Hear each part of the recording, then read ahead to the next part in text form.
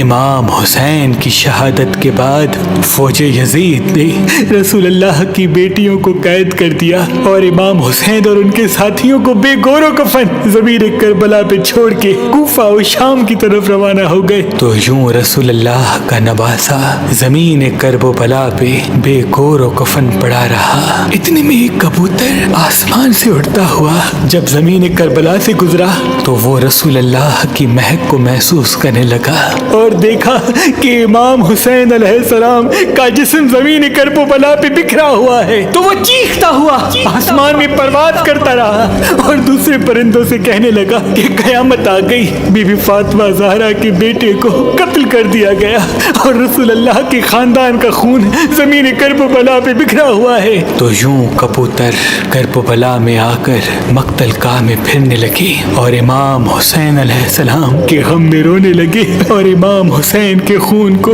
اپنے پروں پہ لگانے لگے۔ ان کبوتروں میں سے ایک کبوتر امام حسین کے خون کو اپنے پروں میں لے کے مکے کی طرف روانہ ہوا، دوسرا کبوتر امام حسین کے خون کو لے کے مدینے کی طرف روانہ ہوا،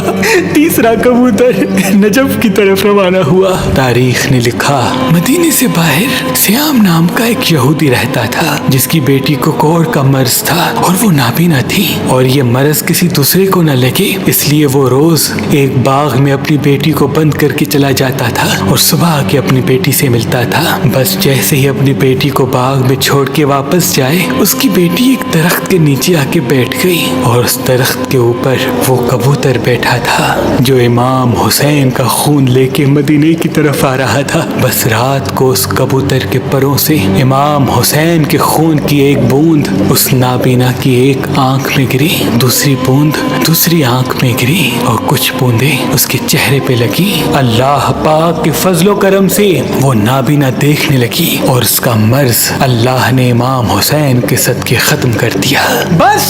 جیسے ہی صبح اس کا بابا آئے تو وہ باغ میں ادھر ادھر دیکھے، پوچھنے لگے کہ میری بیٹی کہاں ہے۔ اتنے میں اس کی بیٹی آ کے کہنے لگی اے میرے بابا دیکھو میری آنکھیں صحیح ہو گئیں، میرا جسم صحیح ہو گیا، میری بیماری ختم ہو گئی۔ اس کے بابا نے پوچھا یہ کیسے ہوا؟ اس کی بیٹی رو کے کہنے لگی بابا جس درخت کے نیچے میں سو رہی تھی اس کے اوپر ایک کبوتر بیٹھا تھا جو پوری رات روتا رہا اور اس کا خون میرے جسم پہ گرتا رہا۔ بس جیسے ہی میں نے آنکھیں کھول کے دیکھنا چاہا تب سے مجھے ہر چیز نظر آ رہی ہے۔ اس شخص نے معلوم کیا تو اس کو معلوم ہوا کہ امام حسین علیہ السلام کا قتل ہو گیا اور اس کبوتر کے پروں میں امام حسین کا خون لگا ہوا تھا جس کے معجزے سے اس کی بیٹی کو شفا ملی۔ وہ رسول اللہ پہ ایمان لے کے آیا اور مسلمان بن کے اپنی زندگی گزارنے لگا۔ سلام ہو رسول اللہ کے خاندان پر، سلام ہو